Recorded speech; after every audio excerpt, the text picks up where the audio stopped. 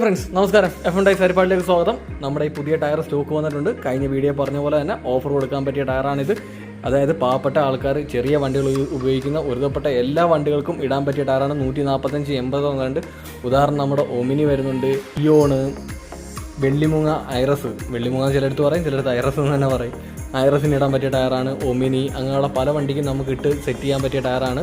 ഇതിന് നമ്മൾ മാർക്കറ്റിൽ ഇപ്പോൾ പ്രൈസായിട്ട് വരുന്നത് 3200 മുതൽ 3400 വരെ ഇതിന് പ്രൈസ് വരുന്നുണ്ട് ടയറിന്.